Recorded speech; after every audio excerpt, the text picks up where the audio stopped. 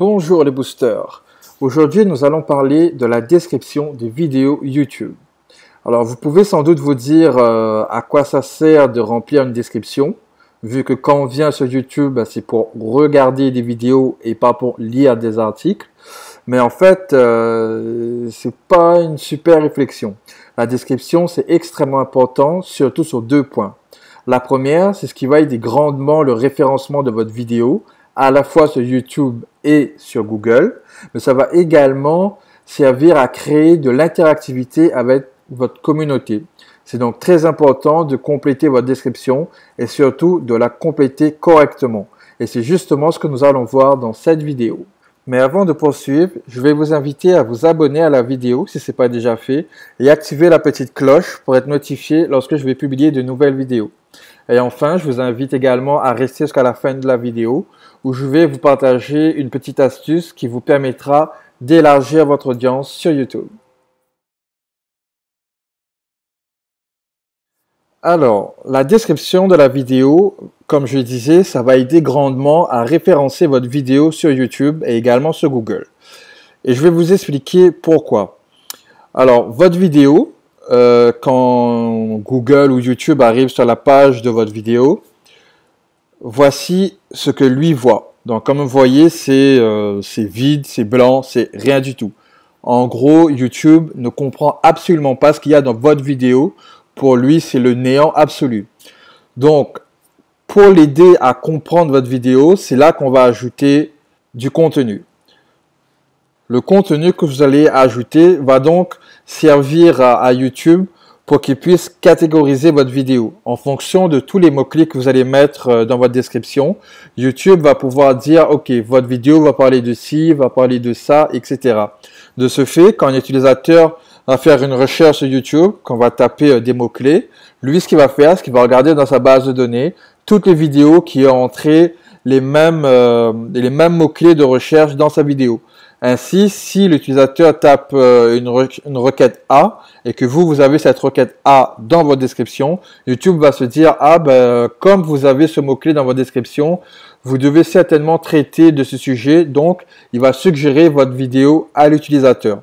C'est donc ainsi que YouTube va référencer votre vidéo. Ensuite, naturellement, il va également regarder le titre de votre vidéo et les tags, que ici on ne voit pas, ainsi que d'autres facteurs. Mais essentiellement, il va s'aider beaucoup de votre description. L'autre point important de la description de votre vidéo, comme je le disais, c'est de créer une interactivité avec votre communauté. Par exemple, lorsque vous faites votre vidéo, vous pouvez parler de certains sujets, mais sans approfondir. Et ainsi, vous pouvez dire, par exemple, à votre communauté d'aller dans la description, que vous laissez un lien pour approfondir les connaissances, par exemple. Et puis, ces liens peuvent mener à d'autres vidéos que vous avez faites. Ça peut mener à votre site web, à vos réseaux sociaux, à des liens d'achat, et etc. Ça va donc vous permettre à l'utilisateur d'aller plus loin dans le contenu que vous proposez. Ceci étant dit, on peut alors se demander quoi dire exactement dans la description de sa vidéo YouTube. Pour cela, on a deux solutions. On peut soit faire une transcription de sa vidéo ou faire une description de sa vidéo. Au niveau de la retranscription de votre vidéo, vous avez deux possibilités. La première possibilité, si vous êtes du genre à écrire votre texte avant de tourner la vidéo, ce qui est une très bonne chose, vous n'avez qu'à copier-coller votre texte dans la vidéo YouTube. La deuxième possibilité, si vous êtes comme moi à écrire les points majeurs et y aller un peu à l'arrache, qui n'est pas forcément la meilleure méthode, alors vous devez soit retranscrire vous-même la vidéo, ou si vous êtes paresseux, vous pouvez passer par un site et engager quelqu'un pour faire la retranscription de votre vidéo. Si vous voulez engager quelqu'un, vous pouvez aller par exemple sur 5euros.com. Vous allez dans vidéo, voilà, vidéo, et vous cliquez sur ajout de sous-titres. Donc là, vous verrez plusieurs vendeurs qui vont chacun proposer des prestations différentes pour faire la retranscription de vos vidéos. Ensuite, les tarifs vont varier en fonction de chacun. Il y en a qui vont vous dire de 0 à 10 minutes, c'est tel prix, de 10 minutes à 20 minutes, c'est tel prix, etc. Donc à vous de magasiner un peu, d'essayer plusieurs vendeurs et de voir ce qui vous convient ou pas. La deuxième méthode consiste à décrire le contenu de votre vidéo. En gros, vous allez dire ce que vous dites déjà dans votre vidéo, mais vous allez le faire en respectant certains points précis. D'ailleurs, avant de commencer, il faut savoir que votre description est divisée en deux parties. Il y a ce que j'appelle la zone d'accroche et la zone d'information complémentaire. Donc, si on regarde dans la description, vous voyez que quand on arrive sur la vidéo, on a comme un petit résumé. C'est ce que j'appelle la zone d'accroche. Ensuite, quand on clique sur le plus, c'est là qu'on voit la description complète. C'est ce que j'appelle, moi, la zone d'information complémentaire. C'est important de bien faire la distinction entre les deux et surtout de savoir que ces deux zones existent. Il faut que ces quelques lignes puissent donner envie à l'utilisateur de cliquer sur le bouton plus afin de voir l'intégralité de votre description. Enfin, il est bon de savoir que cette zone d'accroche, justement, elle n'apparaît pas uniquement dans votre vidéo. Elle apparaît également dans les résultats de recherche de YouTube. Donc là, par exemple, si je tape ma vidéo exacte pour la voir, je vois que ma zone d'accroche revient ici. Là, ce que je peux voir, c'est que ma phrase d'accroche était peut-être un peu trop longue puisqu'elle est coupée. Je pourrais éventuellement la raccourcir pour qu'on puisse voir l'intégralité du texte. Ensuite, ce qu'il faut savoir également, c'est que cette zone d'accroche là, cette description, elle apparaît uniquement sur la version ordinateur de YouTube. Donc, si on regarde sur les mobiles, cette zone d'accroche là n'apparaîtra pas. Il n'y aura que le titre. Cela à cause de l'espace qu'il y a sur les mobiles, justement. Donc, si vous, votre public, c'est plus des grands consommateurs, il faudra plus cibler les mobiles parce qu'aujourd'hui, on consomme Internet plus sur les mobiles que sur l'ordinateur. Par contre, si vous ciblez des professionnels ou des gens qui travaillent avec un ordinateur, ben là, il faudra vous appliquer davantage sur la version ordinateur. Si on revient sur la zone d'accroche de la vidéo, il y a un point essentiel à connaître. YouTube recommande de commencer sa vidéo par le mot-clé principal de la vidéo. En général, ça va être le titre, ça va être le titre de la vidéo qui va commencer la description. C'est ce qui va donner plus de poids à votre vidéo. Puis cette information, ce n'est pas moi qui le sors de mon chapeau, mais c'est YouTube directement qui le dit dans YouTube Creator. Et ensuite, il illustre très bien qu'on commence la vidéo par le mot-clé, on commence la description, et ce qui va pousser la vidéo dans le résultat de recherche. Un dernier point au sujet de la zone d'accroche, si vous voulez la travailler pour faire en sorte que votre zone d'accroche entre en intégralité et qu'elle ne soit pas coupée par YouTube, aussi bien sur la page de votre vidéo que dans le résultat de recherche, vous pouvez modifier la description dans la page de votre vidéo. Donc là, avant de mettre votre vidéo en ligne, vous pouvez par exemple la mettre en mode privé ou non répertorié. Ensuite, vous écrivez votre phrase d'accroche, vous enregistrez la vidéo. Et ensuite, vous revenez sur la page de votre vidéo, vous actualisez votre page pour voir si la zone d'accroche s'affiche correctement ou si vous devez la modifier encore un petit peu. Ensuite, on va passer à la zone d'information complémentaire de votre vidéo qui est le cœur de votre description de la vidéo YouTube. Ce que je vous suggère, c'est de découper votre description en 7 parties. Vous aurez par exemple la description de votre vidéo. Pour ma part, ça va être à peu près toute cette zone-là. Ensuite, on va mettre une incitation à laisser un pouce j'aime, à s'abonner à la chaîne, etc. Ensuite, vous allez passer un appel à l'action. Dans mon cas, c'est ici. Ensuite, vous allez mettre des liens vers vos autres vidéos. Vous pourrez ensuite placer des liens vers vos différents réseaux sociaux. Moi, je préférais mettre des liens vers le site web. Et enfin, vous allez rajouter une dernière zone, une avant-dernière zone, pardon, qui est un appel à l'action pour laisser un commentaire.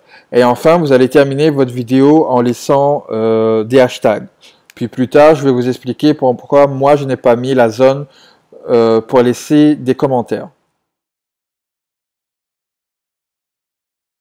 Ensuite, si vous vous demandez comment faire la description de la vidéo, comme je disais tout à l'heure, vous n'avez qu'à redire à peu près ce que vous avez déjà dit dans votre vidéo, mais il y a quand même 3 points essentiels à respecter. Le premier point, vous devez avoir un minimum de 300 mots pour avoir un référencement efficace sur YouTube et également sur Google. Deuxièmement, votre contenu doit être totalement unique. Par exemple, si vous avez un blog qui va soutenir votre chaîne YouTube et que vous avez rédigé un article pour présenter votre vidéo, il faut absolument, mais absolument pas que vous fassiez un copier-coller de votre article de blog vers votre chaîne YouTube. Ça s'appelle une duplication de contenu et vous allez être pénalisé pour ça. Et enfin, le troisième point, c'est que vous devez placer un peu partout dans votre description différents mots-clés. Encore une fois, vous allez commencer votre description par votre mot-clé principal et ensuite, tout au long de la description, vous allez placer plusieurs mots secondaires. Si vous ne savez pas comment trouver des mots-clés, je vous invite à consulter mon ancienne vidéo qui va vous dire comment trouver des mots-clés pour votre vidéo YouTube. Et si vraiment vous êtes en manque d'inspiration, dans ce cas, vous pouvez aller sur un site qui s'appelle kwfunder.com pour trouver des suggestions de mots-clés. Donc, si on va sur le site kwfunder.com, c'est un générateur de mots-clés. Ça va nous permettre de trouver différents mots-clés qui sont possiblement faciles à se positionner sur Google. Et là, je fais bien la distinction, c'est que lui va nous donner les possibilités de référencement sur Google et non sur YouTube. Donc, c'est deux choses différentes, mais la page de votre description YouTube peut servir à vous référencer sur Google. Et une fois que la personne fait une recherche sur Google, elle va tomber sur votre vidéo qui va l'amener sur votre page YouTube. Donc, pour utiliser l'outil Kwfunder, si votre clientèle cible est francophone, on va choisir la langue en anglais, la langue French. Dans les pays, vous pouvez choisir les pays que vous ciblez. Il y a par exemple la France, mais moi personnellement, je choisis uniquement la langue. Et ensuite, vous allez choisir un premier mot-clé. Donc, dans notre cas, on va mettre par exemple référencement YouTube. Ok, donc là, une fois que vous avez tapé votre mot-clé, l'outil va donner différentes informations. Dans le tableau, vous allez voir plusieurs suggestions apparentées à votre mot-clé. Et déjà, au niveau de la première ligne, qui est le mot-clé que vous avez entré, ça va vous donner le nombre de recherches moyens effectués par les utilisateurs. Ici, vous allez voir la période où ce mot-clé est recherché le plus souvent. Et enfin, ça va vous donner un indice de difficulté à se positionner sur ce mot-clé-là. Donc, plus le score va se rapprocher de 100, plus ça va être difficile de se positionner sur ce mot-clé, et plus il va être proche de 0, et plus il va être facile à se positionner sur ce mot-clé. Autre information intéressante, c'est que là, il va vous donner directement les concurrents qui sont sur Google. Donc, vous allez voir différents critères SEO. Là, je ne vais pas rentrer dans les détails, mais en gros, ça va vous dire si ces concurrents-là peuvent être dépassés plus facilement que d'autres. Voilà, donc ça c'était juste une petite parenthèse. Si vous êtes en manque d'inspiration pour trouver des mots-clés, si vous voulez avoir plus d'informations au niveau de cet outil, dites-le moi en commentaire. Je vais également vous laisser le lien de cet outil dans la description si vous voulez en savoir plus. Une fois que la description de votre vidéo est complétée, on va passer à la première zone d'appel à l'action. Alors, cette zone d'appel à l'action va dépendre de c'est quoi votre objectif. Est-ce que vous voulez, par exemple, augmenter le nombre de vues de vos vidéos? Est-ce que vous voulez augmenter le nombre d'abonnés de votre chaîne? Est-ce que vous voulez que l'utilisateur aille acheter un produit? Est-ce que vous voulez qu'il s'inscrive à votre infolette, etc. Donc moi, ce que je vous recommande personnellement, c'est de miser sur votre infolette. Donc la première appel à l'action serait plutôt d'inciter l'utilisateur à aller sur une page et à s'inscrire à votre infolette. Moi, dans mon exemple, je n'ai pas mis, j'ai plutôt incité la personne à laisser un pouce j'aime et à s'abonner pour la simple raison que plus tard, je veux offrir un e-book gratuit à l'utilisateur et la condition à cela, c'est qu'il s'inscrive à mon infolette. Par contre, j'ai pas encore pris le temps de rédiger mon e-book. Donc, en attendant que je le fasse, je mets 7 appels à l'action. Et une fois que j'aurai rédigé mon e-book, je reviendrai dans cette vidéo, je la modifierai pour mettre plutôt une appel à l'action qui va inciter l'utilisateur à s'inscrire à mon infolettre. D'ailleurs, petite parenthèse, si vous cherchez un outil capable de récupérer les emails de vos utilisateurs, puis de les envoyer des infolettes pour les avertir de la sortie de vos prochaines vidéos, de vos nouveaux articles de blog, de vos nouveaux services, produits, etc., etc., vous pouvez utiliser cet outil. Et il y a également une période d'essai gratuite. Et si jamais vous voulez en savoir plus, comment l'outil fonctionne, etc., etc., vous pouvez me laisser un message dans les commentaires. Et encore une fois, je vais vous laisser le lien de cet outil dans la description. Ensuite, la prochaine étape consiste à créer ce qu'on appelle un maillage interne entre toutes vos vidéos. Grosso modo, ce que ça veut dire, c'est que vous allez placer des liens vers vos différentes vidéos pour que l'utilisateur, une fois qu'il a terminé de regarder votre vidéo, puisse consulter d'autres vidéos que vous possédez. Là encore, il faut être un minimum stratégique. Si vous avez une grosse chaîne, ce que je vous conseille, quand je dis une grosse chaîne, si vous avez plusieurs vidéos en fait, ce que je vous conseille, c'est de commencer les premières vidéos, c'est de mettre des vidéos qui est dans la même catégorie que la vidéo que l'utilisateur est en train de regarder. Comme ça, il va aller plus loin dans l'information que vous allez demander et surtout, il va rester grosso modo dans la thématique qui l'intéresse. Ensuite, dans une deuxième section, on va dire, vous allez mettre d'autres vidéos. Ça peut être par exemple les vidéos populaires, votre dernière vidéo, des vidéos qui peuvent être complémentaires à ce que vous venez de dire, etc. L'idée, bien entendu, c'est de proposer à l'utilisateur d'autres vidéos pour augmenter le temps de vue de votre chaîne, pour faire en sorte que l'utilisateur reste le plus longtemps possible sur votre chaîne. Et en gros, le but, c'est de le fidéliser, quoi. Deuxième petite parenthèse, si vous utilisez l'outil TubeBuddy, vous avez une section ici qui s'appelle Promo Matériel qui va vous générer des liens rapides si on veut. En gros, il y a 3 sections principales. Donc, vous avez les vidéos, la dernière vidéo que vous avez uploadée, votre vidéo populaire. Cette section-là, je la trouve pas pertinente du tout, donc j'utilise pas. Et enfin, vous avez l'abonnement à votre chaîne avec un pop-up qui va inciter l'utilisateur à s'inscrire automatiquement. Donc, par exemple, si on fait un test, donc là, j'appuie, je vais me rendre automatiquement sur la chaîne. Et là, vous voyez qu'il y a un pop-up qui s'affiche automatiquement, qui va proposer donc à l'utilisateur de s'abonner direct. Ça, c'est juste génial pour augmenter votre taux d'abonnement à votre chaîne. Donc, si on revient à TubeBuddy, vous voyez que l'outil va proposer un lien à chaque fois.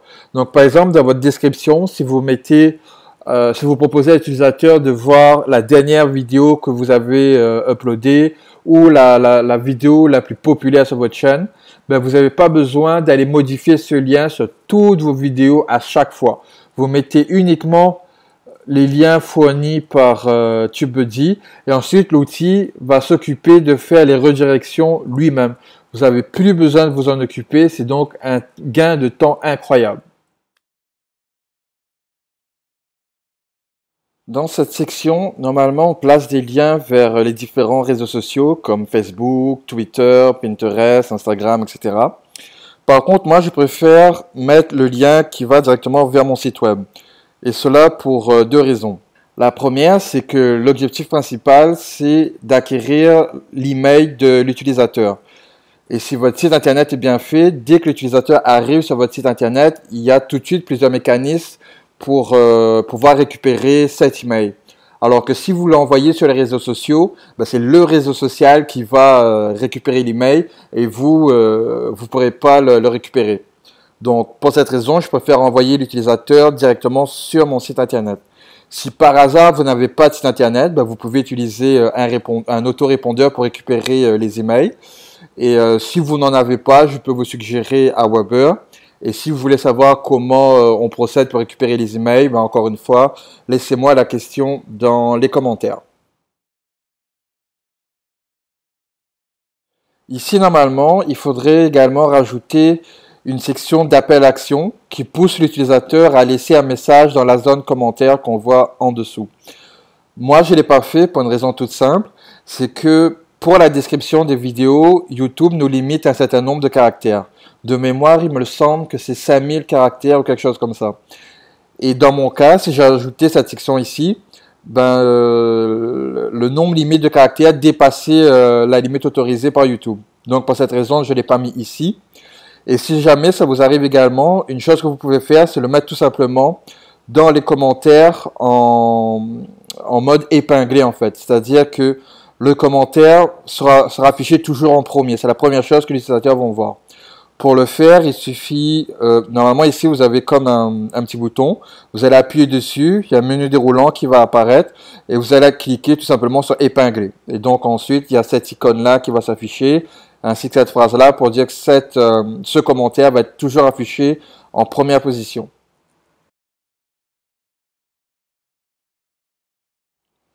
Enfin, la dernière section de votre description, ça va être les hashtags de YouTube. Pour ceux qui ne savent pas, un hashtag, c'est un mot qui commence par un dièse et qui va comporter un mot-clé ou plusieurs mots-clés combinés, mais sans aucun espace. Ce qui va se passer, c'est si on clique sur un hashtag, il y aura une recherche YouTube qui va être lancée automatiquement et qui va recenser toutes les vidéos qui comportent ce hashtag. Donc ça, c'est utile pour plusieurs raisons. Premièrement, vous pourrez utiliser des hashtags qui vont regrouper l'ensemble de vos vidéos. Donc ça va permettre aux utilisateurs de rester sur votre chaîne et d'augmenter le temps de visionnage de votre chaîne. Et le deuxième avantage, ça va être d'essayer de se positionner sur des hashtags qui sont utilisés par des chaînes concurrentes afin d'essayer de récupérer leur trafic. Par exemple, si eux utilisent un hashtag précis et qu'il y a quelques vidéos qui sont listées dans la liste de recherche, vous allez essayer d'utiliser leur hashtag pour apparaître également dans ces résultats de recherche. Comme ça, vous pourrez espérer récupérer un peu de leur trafic et l'amener dans vos vidéos.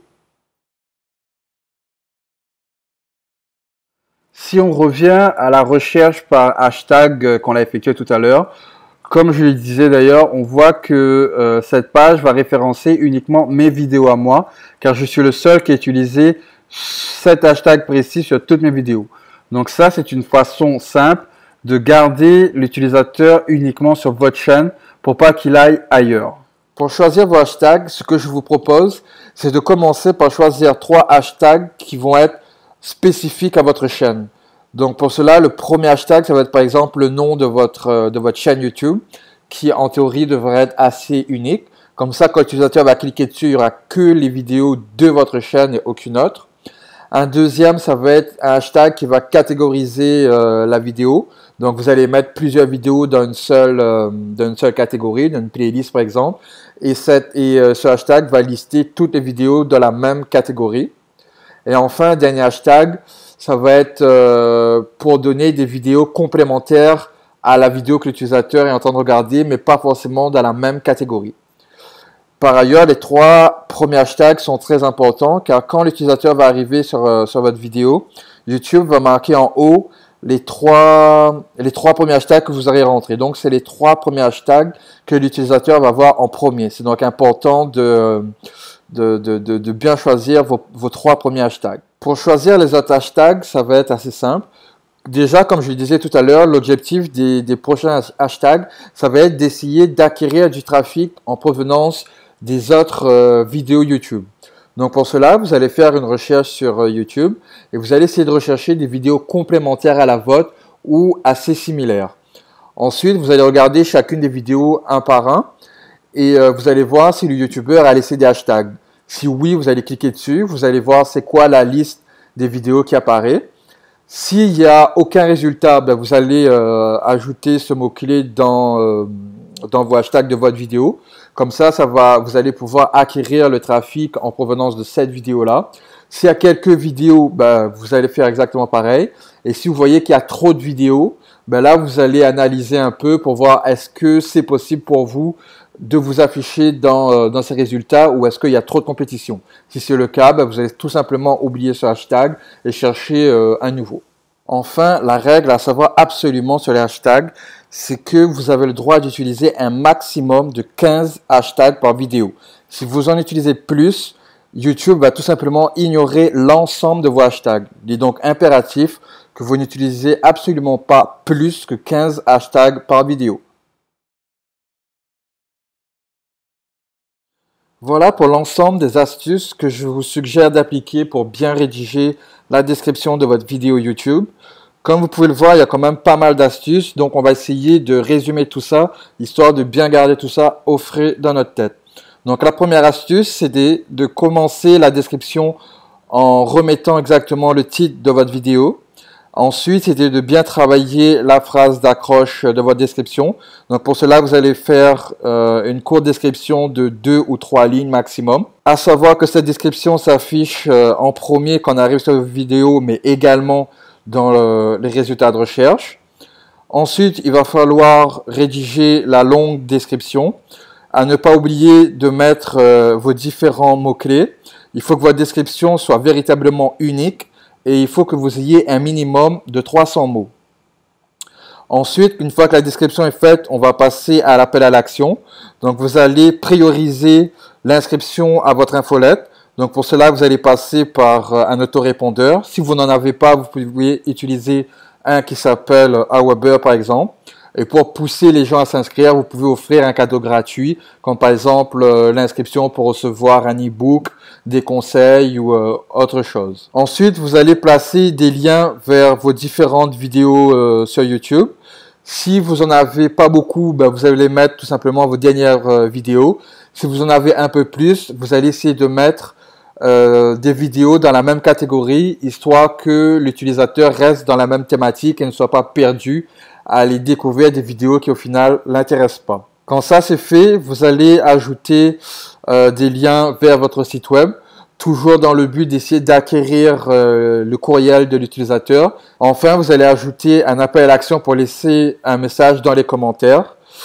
Et pour inciter la personne à laisser un commentaire, vous allez par exemple lui poser une question que la personne devra répondre. Vous pourrez lui demander qu'est-ce qu'il a aimé ou pas dans la vidéo. Vous pouvez lui dire que s'il laisse un commentaire, ben, vous allez lui envoyer un e-book gratuitement.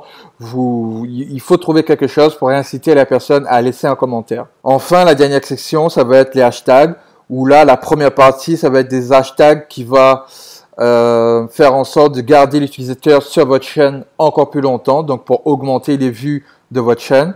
Et la deuxième partie des hashtags, ça va être pour essayer d'acquérir le trafic en provenance de d'autres vidéos de vos concurrents par exemple. Voilà, j'espère que vous avez aimé cette vidéo.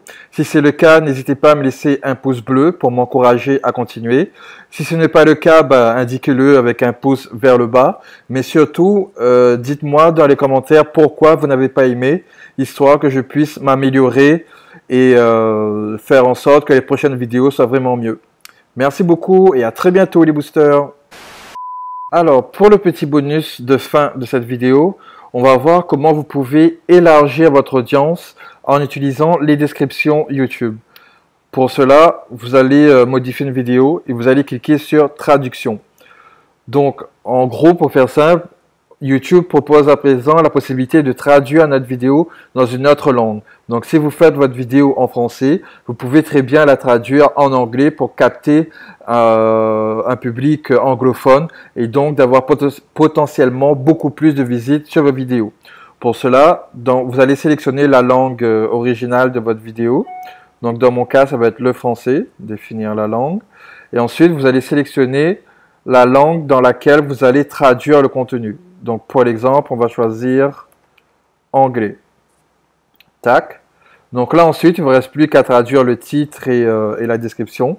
Et si jamais vous avez le plugin TubeBuddy, il vous suffit juste de cliquer dessus et l'application va envoyer votre contenu à Google Traduction qui va vous le renvoyer automatiquement. Et comme vous voyez, d'un simple clic, votre contenu va être traduit automatiquement.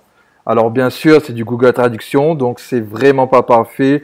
Il faudra certainement relire et corriger quelques trucs, mais le traduire juste avec un seul clic, c'est déjà un gain de temps énorme. Et le trafic que vous pouvez aller récupérer en plus, ben c'est vraiment pas mal, quoi. Même si c'est quelques vues en plus, ça va être déjà ça.